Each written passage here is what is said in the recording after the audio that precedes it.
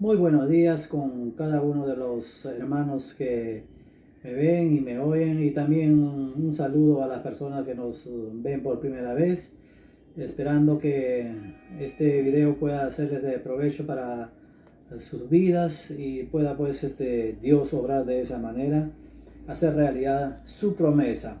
Bien, el tema es el rapto de la iglesia, como título.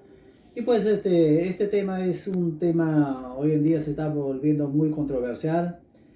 Como les anunciaba en algunas otras prédicas, hay mucha gente que no cree o dice que no hay rapto, pero nosotros como iglesia debemos estar muy atentos, porque esto habla o habló el Señor Jesús, y a sus servidores también mandó a hablar acerca del rapto, ¿no?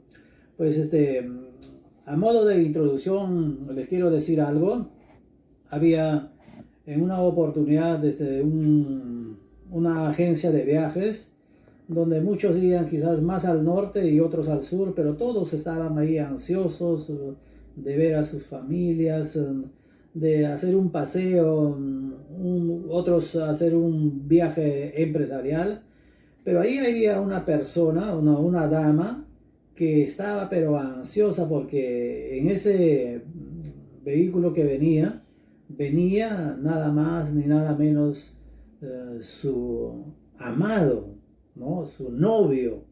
Eh, la actitud de esta mujer era totalmente diferente a las actitudes de las muchas otras personas. Y esa debe ser la actitud de la iglesia, porque nosotros creemos que van a haber las bodas que habla Apocalipsis, las bodas del Cordero, y el esposo, que es Cristo Jesús, se va a casar con la novia, que es su iglesia. Muchos también dicen que es Israel, pero la amada, la querida, es la iglesia, ¿no? Y por tanto hay muchos motivos por el cual creer, amados hermanos, estimado oyente, ¿no? ¿Y por qué? Porque Israel fue desechada, aunque no del todo, ¿no? Porque Romanos 11 habla de que y luego todo Israel será salvo, ¿no? Pero en esta oportunidad la amada es la iglesia, entonces va a tener que ser raptada. Entonces le digo, como iglesia debemos prestar mucha atención a este tema, que es pues única y exclusivamente para su iglesia. Y entonces pues nosotros no debemos caer en la confusión, en el engaño, porque una mala enseñanza puede echar a perder nuestra salvación, nuestro destino, la promesa que tenemos como esposa, que es la iglesia, ¿no? Para esto vamos a leer lo que dice su palabra en Primera de Tesalonicenses, capítulo 4, verso 13 en adelante. Dice la palabra del Señor: tampoco queremos, hermanos, que ignoréis acerca de los que duermen, para que no entréis, no os entristezcáis como los otros que no tienen esperanza, ¿no? Aquí vemos una palabra que llama la atención. La palabra duermen para los cristianos significa el morir físicamente, ¿no? Entonces el apóstol Pablo más exactamente está diciendo pues que no debemos de ignorar acerca de los que duermen. Entonces debemos de tener en cuenta, ¿no? De los que están muertos en Cristo Jesús, no mueren de todo.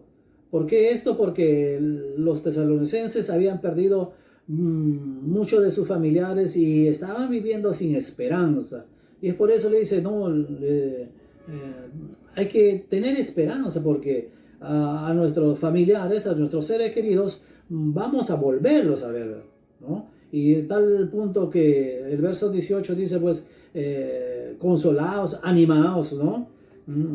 Entonces, debemos de tener esperanza como la novia, que venía sí o sí su esposo, y nosotros debemos de aguardar viva esa esperanza.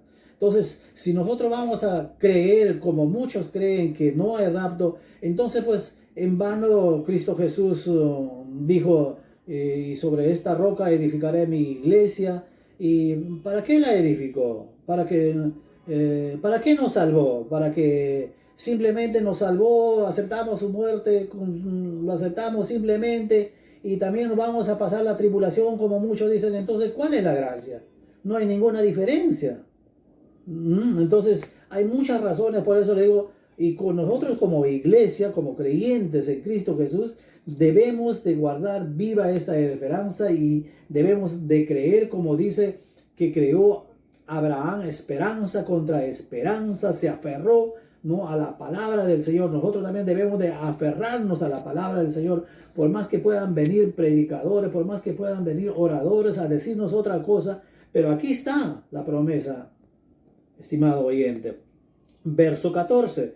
Porque si creemos que Jesús murió y resucitó, así también traerá a Dios con Jesús a los que durmieron. Entonces pone como ejemplo, inclusive, el acontecimiento que pasó nuestro Señor Jesucristo.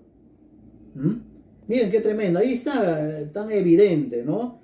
Verso 15, por lo cual os decimos esto en palabra del Señor, que nosotros que vivimos, que habremos quedado hasta la venida del Señor, no precederemos a los que durmieron. O sea, no nos adelantaremos a los que durmieron, ¿no? Inclusive no solo Jesús, sino que Pablo también se incluye. Recuerden que no, los últimos tiempos vienen desde los tiempos de Jesús, desde que ascendió, y ahí viene ya los tiempos de Jesús, ¿no? Bueno, eso es otro tema, ¿no? Hablar acerca de los tiempos, pero Pablo también pensaba que en esos días podría haber venido. Por eso dice, ¿no? Mateo dice que no, 24, 35, 36, la hora y la fecha nadie lo sabe, ¿no? Sino solo el Padre Celestial, ¿no? Entonces, Pablo también se incluye, ¿no? Dice nosotros, ¿no? Él mismo también está esperando, ¿no?, la venida del Señor y irse con Él. No, este tema no es por si acaso, no tiene nada que ver, ¿no?, con la segunda venida, ¿no? Sigamos, verso 16, porque el Señor mismo, con voz de mando, con voz de arcángel y con trompeta de Dios, descenderá del cielo, ¿no? Y los muertos en Cristo Jesús resucitarán primero. Lo que termina diciendo el verso 15, no precederemos a ellos, ¿no? Aquí está aclarando el verso 16 que los que han muerto, ¿no?, habiendo creído en Cristo Jesús, son primero los que van a resucitar, dice, ¿no? Entonces, no, él con voz de mando, con voz de trompeta, no dice, no, suban. Por eso nosotros lo llamamos el rapto, que significa arrebatamiento, que significa sacar, que significa quitar, ¿no? Yo le digo a usted, estimado oyente, ¿qué haría cuando usted, su casa se empieza a incendiar? ¿Qué es lo que primero sacaría? Yo estoy completamente seguro que empezaría a sacar a sus pequeñitos, ¿no?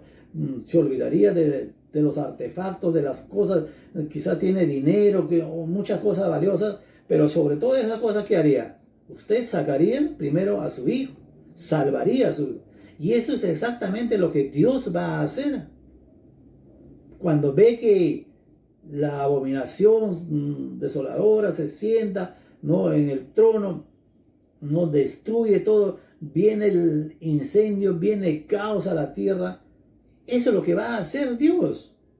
Sacar a sus pequeñitos, sacar a su pueblo, sacar a todo, ¿no? Arrebatar con voz de mando, con voz de trompeta.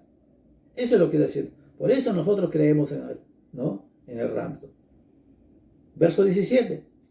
Luego, nosotros, los que vivimos, lo que hayamos quedado, seremos arrebatados juntamente con ellos en las nubes para recibir al Señor en el aire, y así estaremos siempre con Él. Primero resucitan los muertos en Cristo Jesús, ¿no? se encuentran en las nubes y luego nosotros también, ¿no? Somos ascendidos, somos arrebatados, dice. Y ahí está, el pasaje dice, ¿no? Y hayamos quedado, seremos arrebatados juntamente con ellos en las nubes para recibir al Señor. Ahí, en las nubes, ¿no? Obviamente que el Señor está más arriba, en el cielo de los cielos. Desde ahí está Él dando esa orden, tanto a los muertos en Cristo Jesús primero, y luego a su iglesia, como dice Pablo, lo que nosotros estamos vivos, ¿no? Nos arrebata, nos encontramos en las nubes con el Señor y nos vamos con Él para participar de las bodas del Cordero. Y entonces, esta es la parte que muchos hoy en día nos están diciendo que esto es la segunda venida. Esto no es la segunda venida. Aquí vemos, amados hermanos, muchos pasajes, ¿no? Que el Señor Jesús hace, ¿no? Según este pasaje, Cristo no viene en gloria, como lo dice en Mateo 24, 30, ¿no? Lo hace en Mateo 24, 30, 31. También habla en Mateo 13, 36 al 43. En este pasaje, Él mismo viene por sus santos. En el capítulo 24 de Mateo, Él envía a sus ángeles a recoger.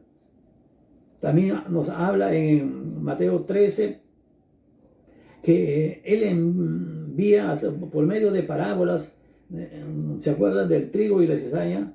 Y dice que manda a sus ángeles a separar, ¿no? El trigo de la cizaña, ¿no? Pero es por sus ángeles. Hay muchas cosas acá, ¿no? Aquí también, ¿no? Nos dice que nos lo hubiera dicho, ¿no? Eso está en... Vamos a ver otro pasaje, pero lo que quiero enfatizar, amados hermanos, es que, ¿no? Este pasaje no tiene nada que ver con la segunda venida. Jesús acá no está todavía viniendo a la tierra. Nos estamos encontrando en las nubes. Y esto, como les digo, debe quedarles muy en claro. Estoy tratando de, compartirle estos temas porque las circunstancias lo ameritan. Los tiempos se están tornando muy complicados. Mucha gente que he conocido, están cambiando de doctrina, están cambiando de pensamiento. ¿Por qué? Porque han venido, ¿no?, otras corrientes y le han hecho cambiar de pensamiento, de parecer. Pero yo creo que tenemos que nosotros mantenernos firmes, ¿no? Porque la Biblia bien claro nos advierte, Jesús mismo, que tengamos mucho cuidado con la levadura de los fariseos. Si bien es cierto, no es tiempo de los fariseos, pero es tiempo de que mucha sutileza, mucha filosofía se está introduciendo en las mismas iglesias, ¿no? Y recuerde que el diablo siempre ha cambiado de estrategias, de nombre, pero al final de cuentas es el mismo. Un poquitito de levadura leuda toda la masa y hay muchos líderes, hay mucha gente con mucha experiencia, con bastante conocimiento de letra, está cambiando. Y entonces esos líderes, ¿no?, influencian en sus seguidores, ¿no?, en sus congregaciones, y pues ahora toda la iglesia se está cambiando, ¿no?, de que no creen. Yo insisto. Entonces, ¿no?, la Biblia es tan exacta, tan ordenada, que antes por eso nos habla acerca, ¿no?, de la vida que tenemos que vivir nosotros, ¿no? El capítulo 4:1 habla bien claramente, ¿no?, cómo debe de vivir el cristiano, ¿no? Hay muchos pasajes que nos recomiendan también de que cómo debemos de vivir. Dice, vivir meditando la palabra de día y de noche. Si no meditamos, olvídense, podemos caer en el engaño, en la oferta del diablo, que con mucha astucia pues usa a las personas para influenciarnos, para hacernos cambiar de parecer y caer en sus garras, en sus engaños, ¿no? Entonces, amados hermanos, estimado oyente, dice pues entonces este pasaje, verso 17 nuevamente de Primera de Tesalonicenses 4, dice: luego nosotros que hemos vivido, ¿no?, los que hayamos quedado, seremos arrebatados juntamente con ellos en las nubes para recibir al Señor en el, ¿no?, aire. Así estaremos por siempre. Mientras que Mateo 24 habla totalmente diferente. Miren, le voy a leer, ¿no? Mateo 24:30 dice: entonces aparecerá la señal del Hijo del Hombre en el cielo, y entonces lamentarán todas las tribus de la tierra, y vendrán y verán al Hijo del Hombre viniendo sobre las nubes del cielo con poder y gran gloria. En Primera de Tesalonicenses 4 no está viniendo en gloria, no está viniendo todavía como lo narra Mateo, estimados oyentes, ¿no? No viene con gran gloria, viene con autoridad, viene con voz de mando. Verso 31 de Mateo 24 dice: y enviará sus ángeles con gran voz de trompeta, y juntarán a sus escogidos de los cuatro vientos, desde un extremo del cielo hasta el otro. Entonces, una pequeñita, ¿no?, frase, una palabra, ¿no? El diablo es tan astuto para distorsionar. Recuerde lo que le dijo a Adán, a Eva más exactamente, ¿no? Torció muy sutilmente. Y hoy en día su sutileza sigue siendo no igual, pero su intención es malévola, ¿no? Es malvada para distorsionar la palabra. Él es experto en distorsionar la palabra. Entonces, amados hermanos, tengamos pues mucho cuidado, ¿no?, con lo que nosotros podamos creer, ¿no? Yo pues en realidad tampoco no me voy a poner a pelear con los que enseñan diferente o piensan diferente, pero sin embargo sí me siento responsable por, ¿no?, lo que yo esté enseñando. Entonces, amados hermanos, estos tres versículos nos hablan, ¿no?, exclusivamente acerca del rapto. Pero muchos están confundiendo con la segunda venida del Señor. Es por eso que las Escrituras nos mandan, por ejemplo, en Juan 5:39, que debemos de escudriñar las Escrituras. No dice que simplemente vayamos a una congregación, escuchemos. No, nos dice que debemos de escudriñar. Y yo creo que asistir fielmente no es nada malo tampoco, pero sin embargo hay una diferencia, ¿no?, con el escudriñar las Escrituras, ¿no? Porque dice: a vosotros os parece que en ellas tenéis la vida eterna. Entonces, las Escrituras hablan acerca, ¿no?, de nuestra vida eterna, nuestra reunión, nuestro encuentro. Entonces hay esperanza. Hay mucha esperanza. Entonces no debemos de vivir, ¿no? Está bien, vivimos por fe, pero también la Biblia nos está, ¿no?, aconsejando que luego de haber vivido por fe, vamos a aguardar, ¿no?, con esperanza. Porque entonces, ¿qué razón hay, pues, de que, como le dije antes, que Cristo haya muerto por nosotros, le hayamos hecho nuestro Señor y Salvador de nuestra vida? Entonces, ¿qué es de la iglesia?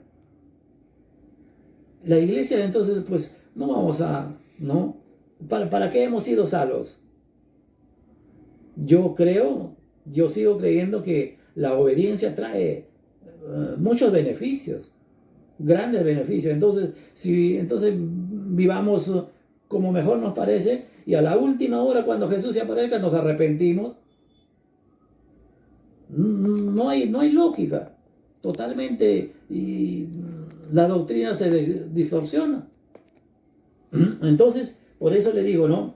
Y Proverbios 2:4 también nos dice, si como a la plata la buscares y la escudriñares como a tesoro, entonces dice, entenderás el temor de Jehová y hallarás el conocimiento de Dios. Tenemos que, ¿no?, escudriñarlas, tenemos que buscar, porque ellas hablan acerca de nosotros. Entonces, mucho cuidado, porque si nosotros no escudriñamos, hay otros que escudriñan, como dice, ¿no? Pedro, segunda de Pedro 3:16, ¿no? Los inconstantes y los indoctos tuercen la escritura, ¿no?, para su perdición y para todos aquellos que lo siguen. ¿Quién se encarga de distorsionar? El diablo. ¿A quiénes usan? A los inconstantes y a los indoctos. Y ellos se encargan de influenciar para desparramar, ¿no?, esa palabra distorsionada por todo el mundo. Pero si nosotros estamos bien firmes, escudriñando, meditando la palabra, no nos vamos a dejar mover fácilmente, como lo dice también en segunda de Tesalonicenses, ¿no? Con respecto a la venida del Señor, no os dejéis engañar, ni os dejéis mover fácilmente, ¿no? Y también la semana pasada estábamos hablando lo que decía Mateo también, ¿no? Interesante. El que lee, entiende, ¿no? ¿Quién no va a entender? El que no lee. Pero el que lee va a empezar a entender. Quizás a la primera, a la segunda, no logra entender, pero el hecho de que lea ya le va a dar que, le va a provocar a pensar, le va a surgir otra pregunta y va a leer más, va a escudriñar y va a entender. Es por eso, entonces, ¿por qué creen que la palabra nos está diciendo, el Señor mismo nos está diciendo, el que lea, entienda? Mira la importancia de la palabra, ¿no? La iglesia, amados hermanos, no va a pasar una vez más. Quiero ser persistente en mi forma de enseñar. La iglesia no va a pasar por la tribulación, como muchos lo afirman. Miren, otro ejemplo contundente te voy a dar, ¿no? En la era escatológica de Apocalipsis, Apocalipsis es un libro escatológico que habla de los eventos futuros, de los tiempos futuros, y en ella es cierto, nosotros empezamos por capítulo 1, 2 y 3, ¿de qué nos habla? Nos habla acerca de las 7 iglesias que están en Asia Menor. Pero mis estimados hermanos y estimados oyentes, y luego del capítulo 4 hasta el capítulo 21, habla solamente acerca de la tribulación. La iglesia no es mencionada en nada, absolutamente en nada. Es porque la iglesia ya no está en la tribulación. Y más bien, el capítulo 22 de Apocalipsis empieza a mencionar. Miren, desde el capítulo 3 hasta el capítulo 21 no se menciona. Y en el 22 se empieza a mencionar la iglesia. ¿Eso es casualidad? No, olvídalo. Entonces, pues, no. ¿Por qué este libro de los eventos futuros, por qué no menciona a la iglesia? Vamos a leerlo brevemente. Miren, 22, 16 dice, y Jesús dice, ¿no? He enviado mi ángel para daros testimonio de estas cosas en las iglesias. Si yo soy la raíz y el linaje de David, la estrella resplandeciente de la mañana. Desde el capítulo 3 hasta el capítulo 23. Es por eso el verso 6 en adelante, ¿no?, del capítulo 22 dice, ¿no? La venida de Cristo está cerca. Estos son, ¿no?, ejemplos contundentes, ¿no?, que el Señor Jesús, ¿verdad?, está diciendo que su iglesia no está en la gran tribulación. Otro hecho más contundente todavía está, ¿no? Si estamos viendo en Primera de Tesalonicenses lo que nos dice Pablo, pero otro hecho contundente es lo que nos dijo nuestro Señor Jesucristo. Nuestro Señor Jesucristo dijo en ese entonces, hablando con sus apóstoles, en Juan 14,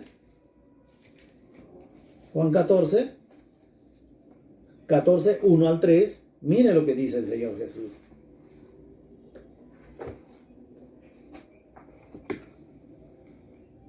Catorce, 1 al 3 dice la palabra del Señor: no se turbe vuestro corazón. ¿Por qué les dice eso? Porque Él les había hablado de su muerte.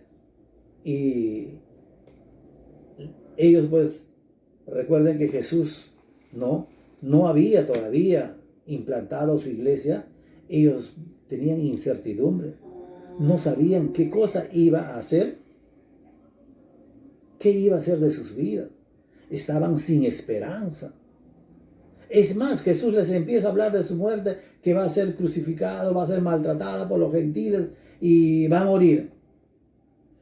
Es como que alguien empiece a hablarnos aquí en lo presente, decirnos, ¿sabe qué? Está próxima mi muerte, voy a morir, voy a ser maltratado, voy a morir, y eso va a calar tristeza en los oyentes. Y todos sabemos que con los apóstoles se había familiarizado porque todos los días convivían. Y como los tesalonicenses, ellos siquiera los tesalonicenses ya estaban esperando la venida del Señor. Y quizás habían caído en tristeza porque sus familiares habían muerto, pero ¿qué hay de los apóstoles? Los apóstoles peor, no tenían ni siquiera una evidencia de lo que pasaba, porque Jesús le está diciendo que recién voy a ser maltratado, voy a ser humillada, me van a crucificar y voy a morir. Y mira lo que dice el Señor Jesús. Verso 1 del capítulo 14 de San Juan. No se turbe vuestro corazón. ¿Creéis en Dios? Creed también en mí. Miren la importancia del creer. Si no creemos, por eso le dije antes, entonces está por demás que si no vamos a participar de la boda, más bien vamos a pasar este tiempo de la tribulación. ¿Para qué creemos en un Dios?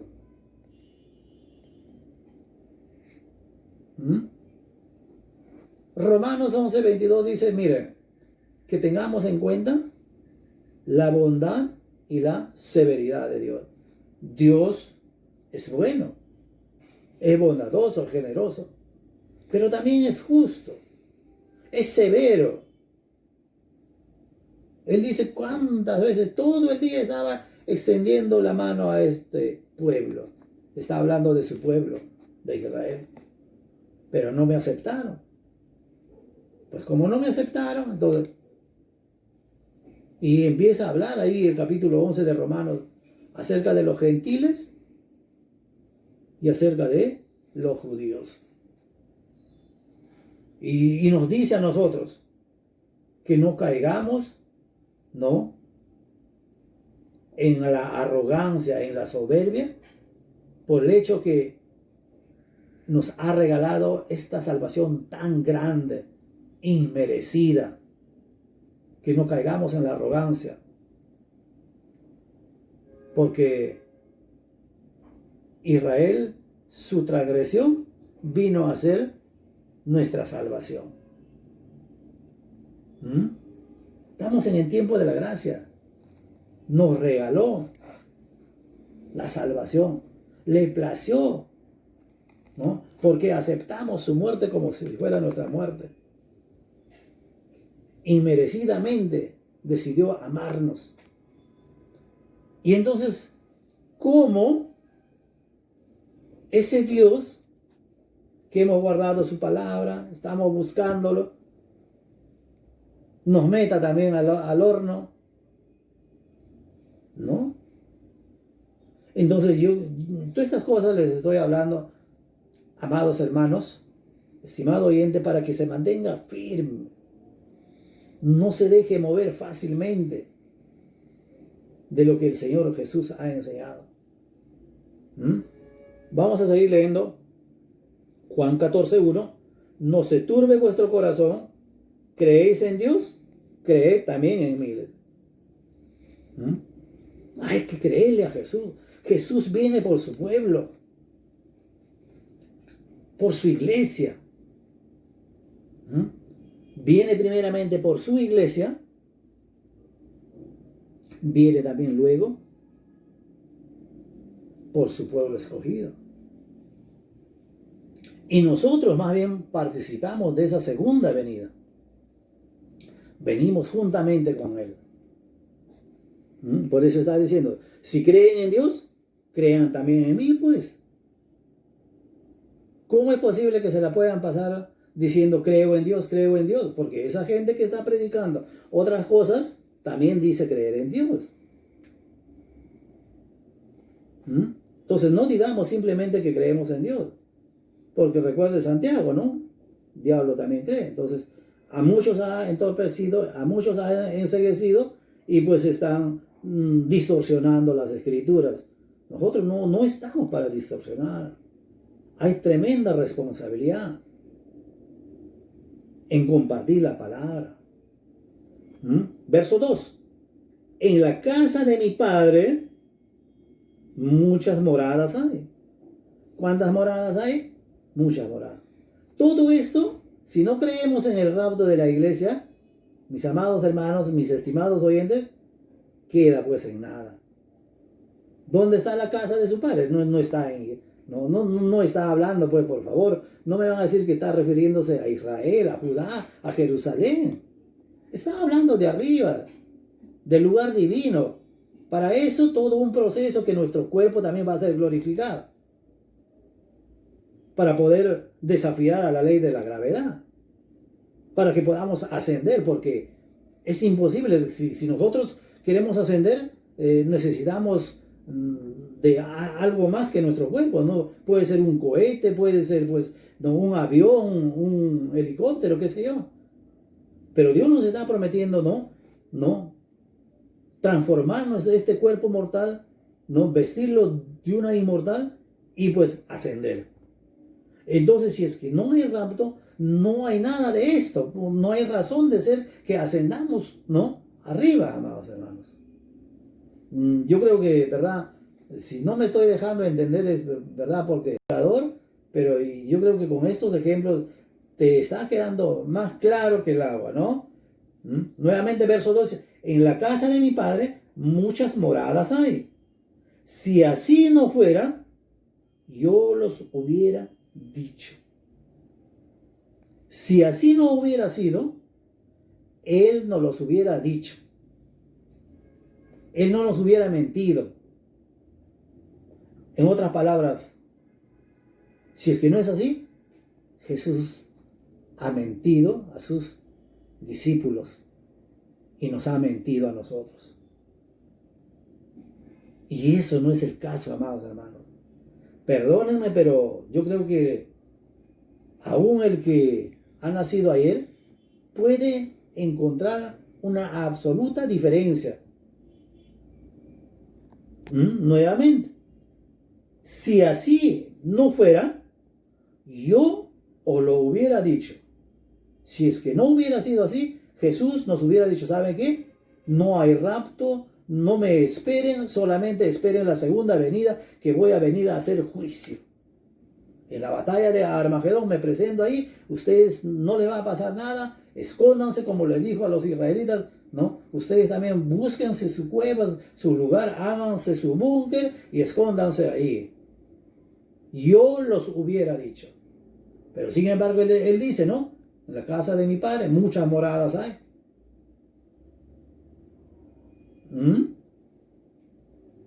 Voy pues a preparar lugar para vosotros.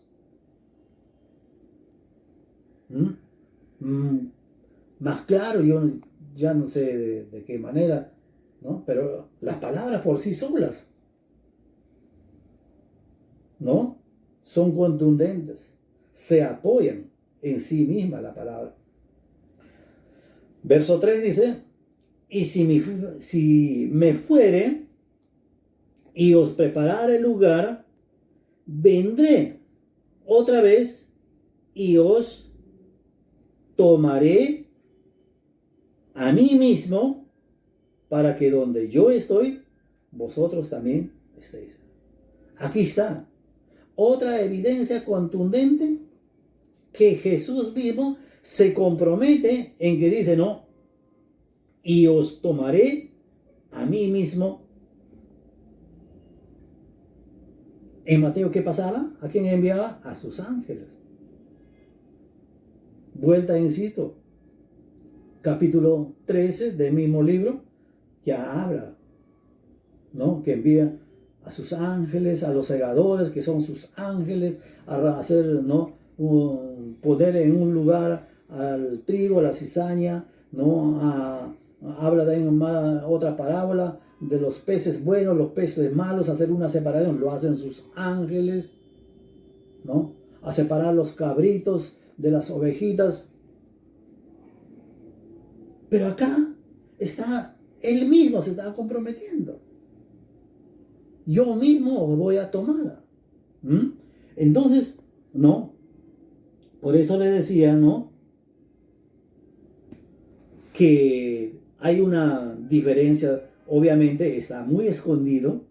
Es por eso que tenemos que leer y tenemos que entender. Es por eso que tenemos que escudriñar. Porque ya pues si el Señor nos los hubiera hecho más fácil, ya pues recibimos a Él como nuestro Señor y Salvador, no leemos, no escudriñamos y ahí nos quedamos, pues. Pero Él sabía perfectamente de que, ¿cuántos se acuerdan de la parábola del capítulo 4 de Marcos, ¿no? de la semilla y el sembrador? ¿No? Cae en la semilla en diferentes... Y el diablo no deja de trabajar hasta que no es sembrada la palabra, ¿no? Pero el diablo viene y roba lo que ha sido sembrado. Entonces, el Señor sabe por qué nos está diciendo de que a pesar que lo hayamos recibido como nuestro Señor y Salvador, sigamos leyendo, sigamos escudriñando la Escritura. Porque ese es el caso de muchos que han abrazado la sana doctrina y pues ahora se están terminando de apartar. Terminan en los caminos, ¿no? Terminan, ¿no? En los adventistas, terminan en los mormones, terminan en los testigos. Lo peor que le puede pasar, lo que dice Pablo mismo, han empezado por el Espíritu y van a terminar por la carne, ¿no? Un último pasaje les quiero compartir, ¿no? Yo creo que con esto ya va a quedar claro. Miren, ¿no? Está en Juan. Vamos a tener que hacer otra segunda parte, ¿no? Otra segunda parte. Está exactamente en el Evangelio también de San Juan, capítulo 10, verso 27. Mire lo que dice la palabra del Señor. Mis ovejas oyen mi voz y yo las conozco y me siguen. ¿Sabe por qué, mi amado hermano, mi estimado oyente? Porque cuando Jesús da esa voz de mando con voz de trompeta, los incrédulos no van a escuchar la cosa. Los judíos no van a reconocer la voz del Señor. Es por eso que yo le dije en antes, esto es un misterio. Pero para la gente que está leyendo, para la gente que está meditando, para la gente que está escudriñando su palabra, va a reconocer la voz. Y esos son su iglesia. Ellos son los que van a ser arrebatados. Porque va a reconocer la voz. Oyese la voz de mi amado. Hoy en día también hay otras voces, pero como tenemos el Espíritu Santo, no nos da convicción. Entonces, yo le pongo un ejemplo, amados hermanos, ¿no? Acá tenemos un imán. Acá abajo tenemos ¿no? Tenemos madera, tenemos oro, tenemos plata y tenemos hierro, ¿no? Tenemos, ¿no?, hierro o acero y el imán está acá. Y cuando yo lo acerco al imán, ¿qué creen que ustedes se va a levantar? ¿La madera? No. ¿El oro? Tampoco. ¿La plata? ¿Qué es lo que se va? No. ¿Qué es lo que se atrae? ¿El acero o el hierro? ¿Por qué? Porque magnéticamente, no. Ellos se atraen. Del mismo modo, cuando Jesús está, ¿no?, en el cielo, ¿qué es lo que se va a atraer? Todos aquellos que son sus hijos, todos aquellos que tienen su espíritu. ¿Usted cree que las otras personas que no tienen al Espíritu Santo van a poder ser atraídos? Por eso no les explicaba acerca de Juan 10:27. Vamos a hacer en un abrir y cerrar de ojos, ascender. Bien, mis amados hermanos, mis estimados oyentes, espero que haya podido contribuir, ¿verdad? Y vamos a hacer una oración para terminar nuestro tema, por favor. Bendito Dios, queremos bendecir una vez más tu palabra y espero, pues, Señor amado, que haya podido llegar la palabra, Señor mi Dios, a los corazones de tus hijos, de las personas que nos están escuchando por primera vez y puedan, Señor mi Dios, buscar que informarse más acerca de este tema, que es un tema tan de mucha importancia, Señor mío, para el ser humano, Señor amado, porque los tiempos son peligrosos, los tiempos son inciertos, Señor amado, y de eso el enemigo se está aprovechando. Pero nosotros, Señor amado, queremos estar atentos, Señor mío, a todo lo que tú has dejado establecido en tu palabra y queremos abocarnos en ella. Padre, yo bendigo a cada oyente, yo bendigo a cada vida, Señor mi Dios, y a las personas que nos están escuchando por primera vez, Señor mío, dale la oportunidad de que puedan hacerte el Señor y Salvador de sus vidas y irse contigo, Señor amado. Gracias, Padre Santo, por esta palabra tuya, en el nombre de Jesús. Amén y amén. Bien, amados hermanos, será hasta la próxima oportunidad. Que el Señor me los bendiga.